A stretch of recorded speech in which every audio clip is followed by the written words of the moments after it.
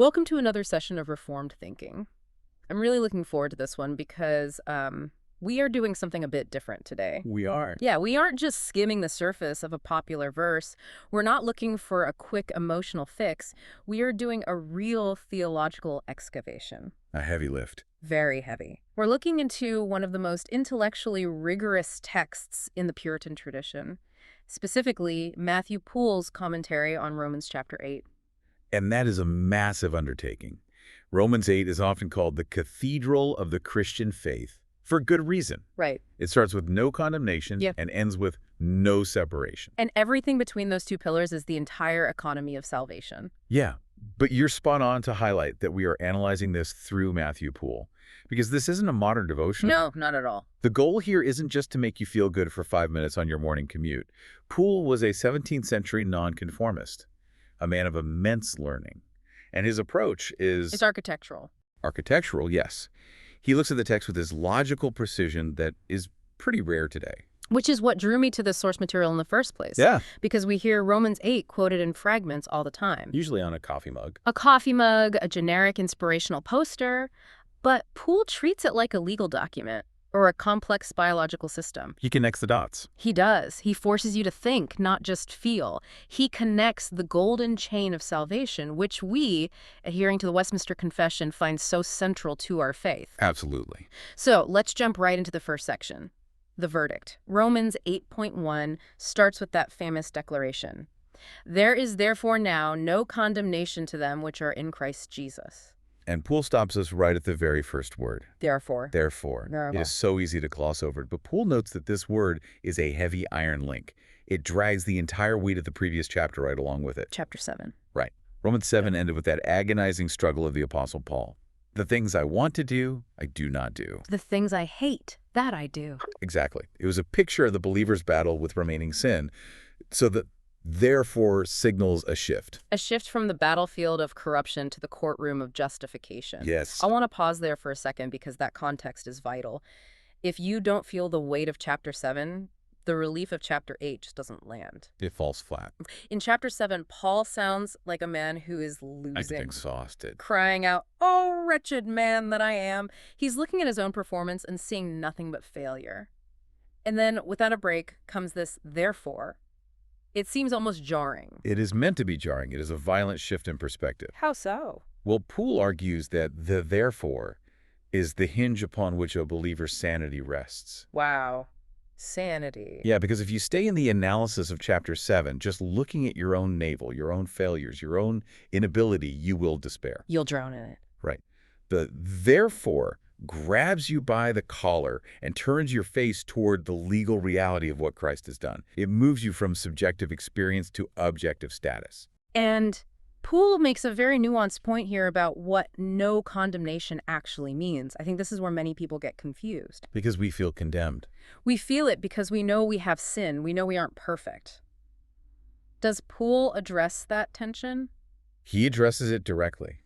He notes that the text does not say there is no matter of condemnation. Matter of condemnation. Right. Poole writes, he doth not say there is no matter of condemnation or nothing damnable in them. And then he adds, there is enough and enough of that. Enough and enough of that. That is such a Puritan way to phrase it. It really is. It sounds like he's saying the evidence against us is piled up high. It's in the drawers, it's in the closet, it's everywhere. Precisely. The evidence is real. The combustible nature of our sin is a reality. Poole's point is that while the material for condemnation exists, the sentence of condemnation is never passed. The judge has banged the gavel. But the verdict is acquittal, even with the evidence sitting right there in the defendant's pockets. Yeah. The distinction is between the presence of sin and the legal ability of sin to damn you. That is such a relief to hear. Many people confuse justification with the sudden perfection of character. They do. And Poole is saying, no, the sin is there, but the legal standing has changed. He also brings up a rhetorical device here. Yes, meiosis. Meiosis. I love when these old commentators pull out the grammar textbooks. What is he getting at with that? Well, meiosis is a figure of speech where less is said than is meant. When Paul says no condemnation, it sounds like a simple negative, like you are not going to jail. Right. But Poole argues that the negative implies a massive positive. It implies full justification and eternal salvation. It's an understatement. A huge understatement. It is like saying to a starving man, you won't be hungry anymore. Which implies you're going to be fed a feast. Exactly. So no condemnation is actually a shorthand for the entire inheritance of glory. It's God's condemnation we are exempted from. Though, as Poole rightly notes, we are often still condemned by men. And frequently by our own consciences. Oh, absolutely. That is where the objective nature of the text helps us fight our subjective feelings. Now, Poole moves to the reason why this verdict is possible. He talks about the law. Verse 3. Yeah, verse 3 mentions that the law was weak through the flesh. I found his analogy here incredibly helpful because we often think, well, if the law is from God, why couldn't it save us? Is the law broken? Right. And Poole defends the law. He says the law is holy, just, and good. The defect is in the subject, not the standard. The subject being us. Us. Poole uses the analogy of the sun and a blind eye. The sun has the capacity to give light. Yep. It is radiating illumination perfectly.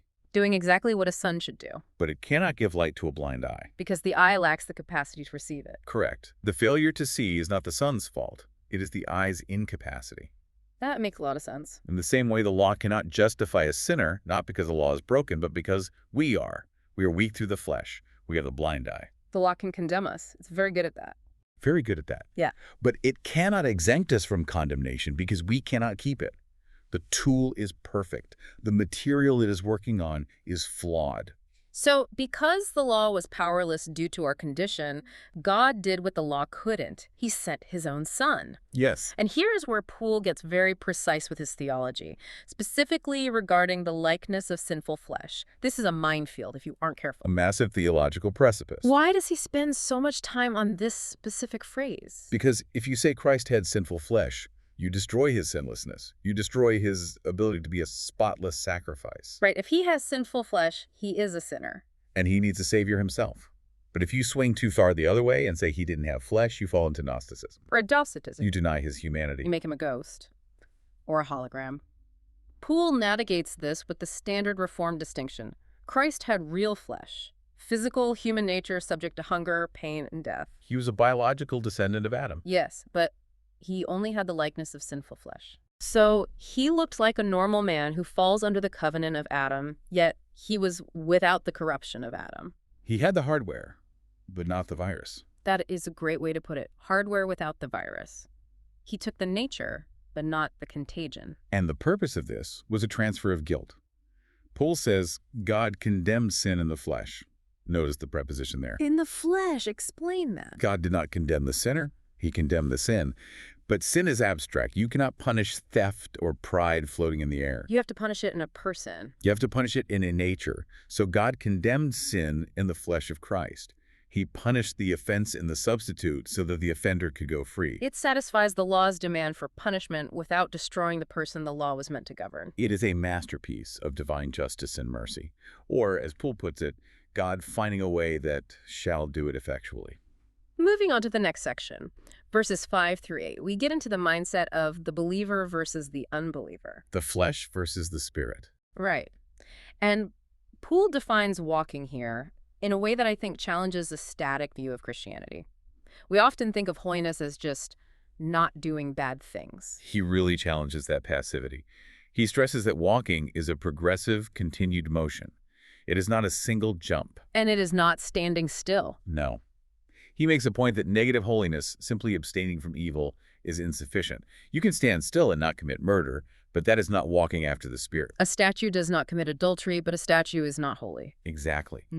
Walking implies a trajectory, a regulation of the whole conversation of life according to the square of God's Word. It's active. It requires energy and direction. It is the difference between a statue that does no harm and a living man who does good. But then he contrasts this with the carnal mind. And this is where Poole gets intense. Very intense. He analyzes the word enmity in verse 7. The carnal mind is enmity against God. He points out that Paul doesn't say the carnal mind is an enemy. That is a terrifying distinction. An enemy can be reconciled. Poole gives the example of Esau and Jacob.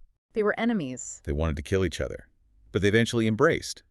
An enemy is a person, a subject who can change his mind. But enmity... Enmity is an abstract quality. It is the essence of hatred itself.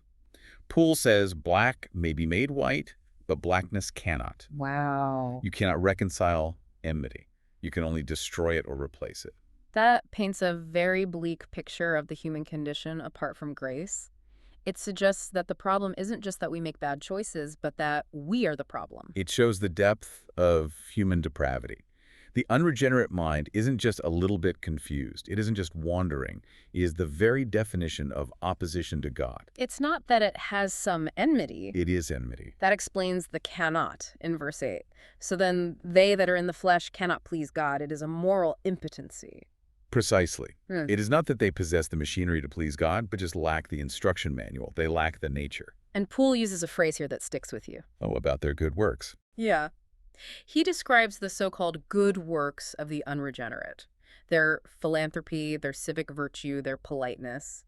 He calls them dead works, or, and this is the phrase, silken sins. Silken sins. That is incredibly evocative. It sounds soft and valuable on the outside. It feels nice to the touch. It looks respectable in society. Yeah.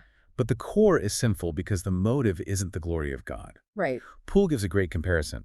If a rebel general feeds his troops well and treats them kindly, he is still a rebel general waging war against the king. His kindness is part of his rebellion. That is the condition of the man in the flesh. His best works are just smooth, silken acts of treason because he refuses to submit to the king. That is a heavy diagnosis. It is. But it sets the stage for the cure. Which brings us to section 3, adoption and the witness. Verse 9 shifts the tone. But ye are not in the flesh, but in the spirit. The indwelling spirit. Poole talks about this indwelling. He gives 2 marks of what it means for the spirit to dwell in a person. It is not just a visitor stopping by for the weekend. No, the 2 marks are ruling and abiding. Ruling first. Yes, the Spirit rules as a lord in his house. If the Spirit is there, he is in charge. He isn't a guest in the guest room. He holds the deed to the property. He rearranges the furniture. He evicts the squatters. And second, abiding implies permanence. He doesn't come and go based on our performance. Poole uses a commercial metaphor here, doesn't he? He does. He says if a man does not have the Spirit of Christ, he's like goods without a merchant's seal. That is a great image from the 17th century marketplace. If you saw a bale of wool or a crate of spices on the dock without a seal, what did that mean? It meant it didn't belong to anyone. It was unclaimed. Up for grabs. The Spirit is the mark of ownership, If you don't have the seal, you don't belong to the owner. which is Christ. Yeah. But if you have the seal, you are his property, Yeah. and he protects his property. And part of having that seal is the work of mortification mentioned in verse 13. We talked about walking, but now we talk about killing. Poole is very firm here. Sin must be mortified. He says it is not enough to suppress it. I think of suppression like holding a beach ball underwater. That is a really good analogy. Suppression is just holding it down. Eventually your arm gets tired, and it pops back up with force. Mortification is puncturing the ball. Yes. Poole says sin must be crucified. It is a violent, intentional act of putting sin to death. It is not a passive drift into holiness. You have to hunt it down and kill it. You do. But this violence against sin is done in the context of a new relationship. We haven't been drafted into an army of slaves. We've been adopted into a family, We have received the spirit of adoption. not the spirit of bondage. Poole contrasts the fear of Mount Sinai with the intimacy of the new covenant, and he digs into the phrase, Abba, Father. He asks a great question there. Why the double usage? Why use the Aramaic Abba and the Greek pater side by side? He offers 2 fascinating reasons for that. Let's hear the first one. The first is theological and missional. Ugh. Abba represents the Jewish believers. It was the intimate word for father in their language. Yeah, and pater. Pater represents the Gentiles, the Greek speakers. By putting them together, Paul is showing that God is the father of both. The dividing wall is broken down. They are united in one cry. Exactly. And the second reason. The second reason is psychological or emotional. He calls it ingemination. Ingemination. Now there is a word we have lost. It comes from the Latin for doubling or repeating. It just means repetition for the sake of earnestness or intensity. Like when you're desperate. When you're desperate or deeply moved, you repeat yourself. Father, Father. It denotes a fervency in prayer. It shows that our relationship with God is not cold and formal. It is passionate and urgent. It is the cry of a child running to a parent, not a petitioner reading a script to a king. And how do we know we have this relationship? Verse 16 says, the Spirit itself beareth witness with our spirit. I think this is where many people get confused. They look for a sign in the sky. Or a shiver down their spine. Poole is very careful to define what this witness is not. He is extremely careful here because the Puritan era had its share of enthusiasts who claimed all sorts of wild revelations. Right. Poole rejects the idea of audible voices. He says we shouldn't expect an angel to visit us like Daniel, or a voice like the one to the Virgin Mary. This is not about external phenomena. No. Poole calls it an inward, secret suggestion and persuasion. But notice the preposition. The Spirit witnesses with our spirit. With. It is a concurrent testimony. Right. It is a dialogue or a harmony between two witnesses. It is not just the Spirit shouting over us. Imagine a courtroom. Okay. You have two witnesses on the stand. First, your own spirit takes the stand. Your conscience looks at your life and sees the fruit, the hatred of sin, the love for the brethren, the reliance on Christ. And it says, based on the evidence, I believe I am a child of God. But that witness can be shaky. We are imperfect, and our conscience can be clouded. We have bad days where the evidence looks incredibly slim. Exactly. So the Holy Spirit comes alongside that evidence and acts as the second witness. He stamps the evidence with assurance. He shines a light on the work of grace in our hearts and says, yes, this is God's work. You are His. It is a joint testimony that settles the court of conscience. Moving from the internal court to the external universe, Section 4 deals with the groaning cosmos, verses 17 to 25.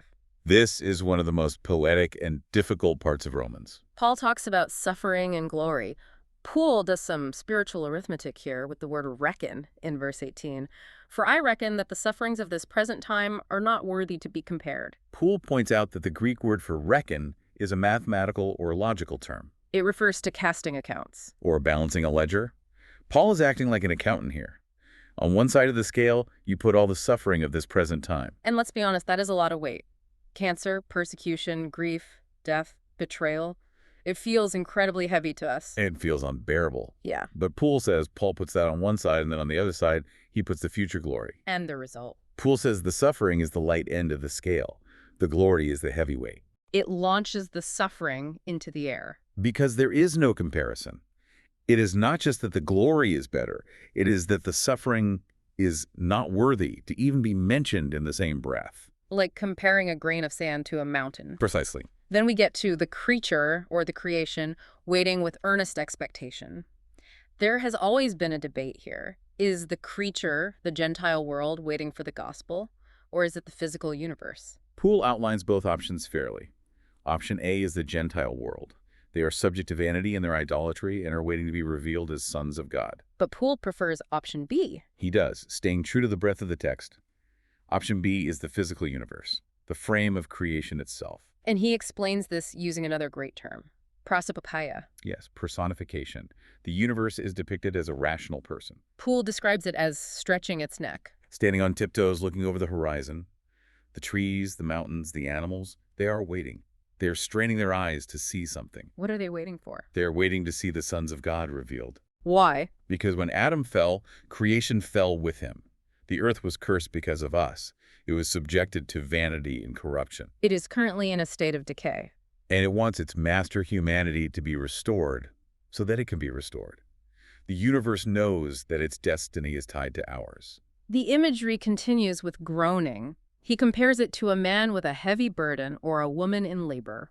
The labor metaphor is potent. It is pain, yes, but it is productive pain. It is pain that leads to new life. It is not the death rattle. It is the birth pang. And Poole notes that believers groan too. We are not exempt. We have the first fruits, a handful of the crop, just a taste of the Spirit, but we are waiting for the full harvest. And he identifies that harvest as the redemption of the body. He makes a specific anti-Gnostic point there. He does, because Gnosticism teaches that the physical world is bad and the spirit is good. So salvation means escaping the body to float around as a pure spirit. And Poole says absolutely not. Redemption isn't escaping the body. It is the raising of the body to glory. The body is part of the creature that gets redeemed. We don't hate our bodies. We groan for their glorification. We want the physical to be made imperishable. That brings us to Section 5, where the Spirit helps us in our present states, verses 26 and 27. The Spirit also helpeth our infirmities.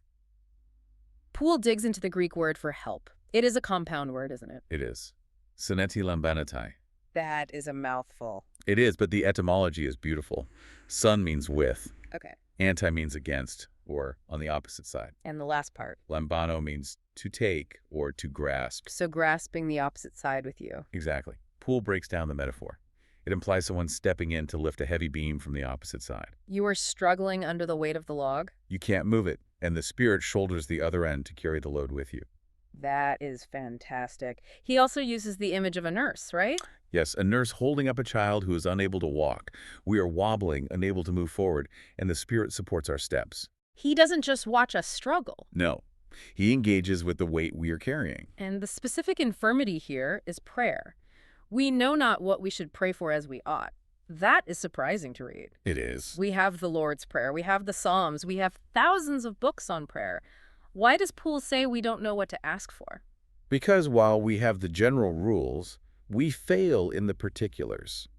We are short-sighted. Give me an example. Poole references Job or Paul asking for the thorn to be removed.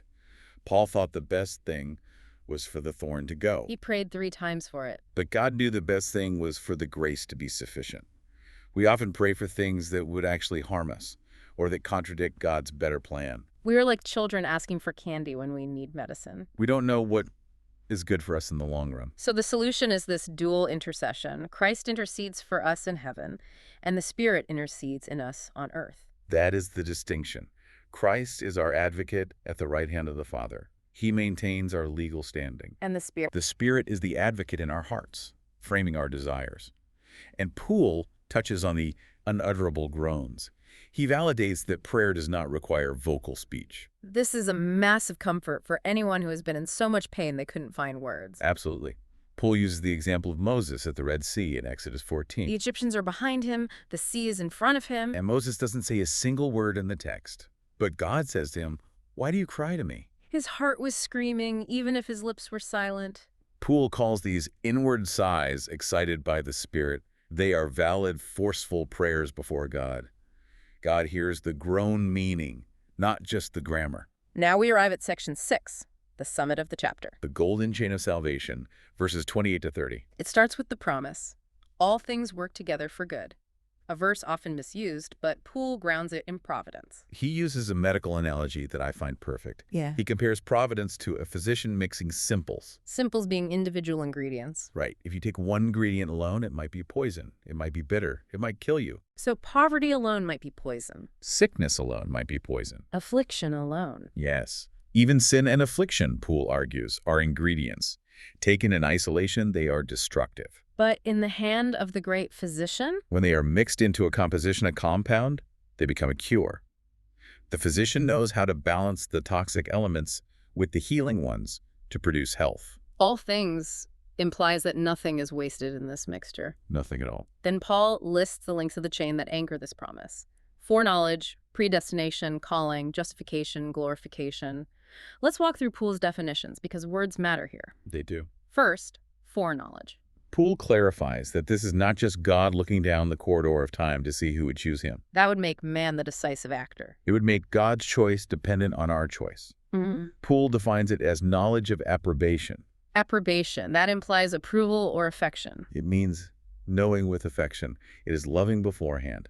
It is God setting his intimate favor upon a person before they exist. It is the difference between knowing a fact and knowing a friend. Exactly. God knew his people in a way he did not know the world. Then predestination. This is the appointment. Having loved them, God appoints them to a specific end. And the end isn't just heaven. No, the end is conformity to the image of his Son. It is the architectural blueprint for the individual's eternal destiny. He predestines them to look like Jesus. Then calling. And Poole specifies this is effectual calling. Not just a general invitation. Right, not the general invitation of the gospel that many reject. It is the summons that creates life, like Jesus calling Lazarus out of the tomb. It's the moment the foreknowledge and predestination break into real-time history. And wake the person up from spiritual death. Then justification. The absolution of guilt. The legal standing we discussed in verse 1. And finally, glorification. But there's a grammatical quirk here that Poole highlights. Paul speaks of it in the past tense. Them he also glorified. But we aren't glorified yet. We are still groaning. We are still in the suffering part of the scale. It is the prophetic past tense. It is spoken of as done because in the mind of God and the certainty of the decree, it is as good as done. If you have the first link, foreknowledge. You will inevitably have the last link, glorification. The chain cannot break. You cannot be justified and then fall out of the chain before glorification. No, it is a closed loop of divine omnipotence. That is the bedrock of Reformed assurance. It is not about your grip on the chain. It is about the chain's grip on you. Which leads perfectly into the final section, the hymn of assurance, verses 31 to 39. If God be for us, who can be against us? Poole notes that if isn't a question. No, it is a particle of certainty. It means since God is for us. And Poole mentions Maximilian, the Holy Roman Emperor. He was so taken by this verse that he wrote it over his dining table. He wanted it in his eye constantly while he ate. It is the ultimate rhetorical question. It doesn't mean no one will attack us. It means no one can successfully prosecute us. Poole uses the greater to the lesser argument here regarding the gift of the Son. Logic again. If God gave the greatest possible gift, his own Son, the uncreated eternal Word, to die for us while we were enemies, Will he suddenly become stingy with the lesser gifts? will he withhold daily bread? Will he withhold protection, final salvation? Those are trivial compared to the gift of the Son. If he paid the $1 million debt, he will cover the 10-cent tip. Spot on. Then we enter the courtroom imagery again. Who accuses? Who condemns? Satan accuses. The law accuses. But Poole points to the defense. God justifies. No condemn. Christ died, rose, and sits at the right hand. It is a challenge issue to the universe. Bring your best case against my client. And the judge says, I've already paid the debt myself. The case is thrown out. Thrown out entirely. But what about physical separation? Verse 35 lists the separators: tribulation, distress, persecution, famine, nakedness, peril, sword. Poole breaks these down. Tribulation is pinching. Distress is straightness of place. It is a catalog of horrors. And to illustrate the reality of sword, Poole cites a historical anecdote that is truly graphic. But it was fresh in the collective memory of his time. He references the persecution in Calabria in 1560. This was the story about the sheep, right? It is hard to listen to, but it illustrates the text perfectly. Yes. It illustrates verse 36. We are accounted as sheep for the slaughter. Walk us through it. Poole recounts how the executioner led the Christians out of a house one by one. He blindfolded them, marched them out, cut their throats, and then went back inside with the bloody knife to get the next one. He killed 88 people that way. Poole uses this to show that believers are often cheap in the eyes of the world. We are killed as easily and casually as butcher sheep. We are not valued by the world system. That is a stomach-churning image. It brings to mind that Reformed thinking isn't just academic. People died for this. They did?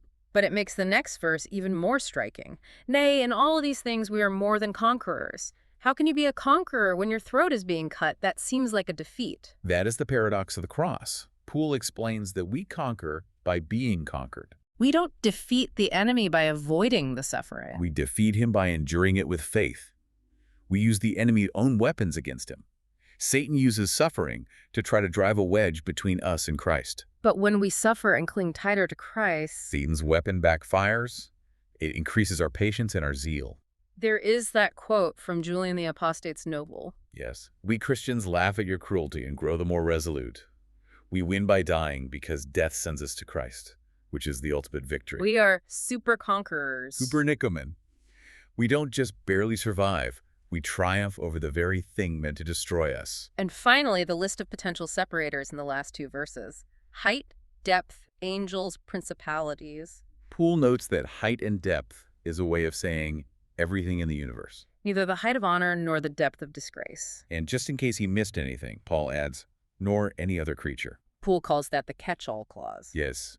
If human fancy can imagine any other threat, aliens, black holes, future technologies, demons we haven't named, they are created things. And no created thing has the capacity to sever the uncreated bond of love between the Father and the elect in Christ. It is an absolute, hermetically sealed assurance. It is. Absolutely unbreakable. So what does this all mean for us today? We have walked through the verdict, the struggle, the adoption, the groaning, the chain, and the triumph. I think it brings us back to that golden chain. How so? If you are a listener today and you are feeling the groaning of verse 23, the anxiety, the sickness, the frustration of this fallen world. It is easy to interpret that as God being absent. But Poole's logic flips that. The groaning is actually proof that you are part of the story. You are groaning because you have the first fruits of the Spirit, The dead don't groan, they rot. the living groan for redemption. That is a massive shift in perspective. And here's a provocative thought to end on. If the first link of the chain foreknowledge was set by God in eternity past, before you did anything good or bad, Right. and if the last link, glorification, is spoken of in the past tense because it is so certain, Then why are we so paralyzed by the middle of the chain? why do we act as if our daily performance determines our eternal standing? We are living in the messy middle, yes. But the bookends are iron. The beginning and the end are fixed by God. Perhaps we should spend less time looking at our own feet to see if we are walking perfectly, and more time looking at the chain that is pulling us inevitably toward glory. That is something to chew on. The groaning is not the end. It is just the engine of our hope. Thank you for joining us on this deep dive into Matthew Poole's Romans 8. It has been a heavy lift, but a glorious one. It is good to be shown that the chain holds. Until next time, keep thinking.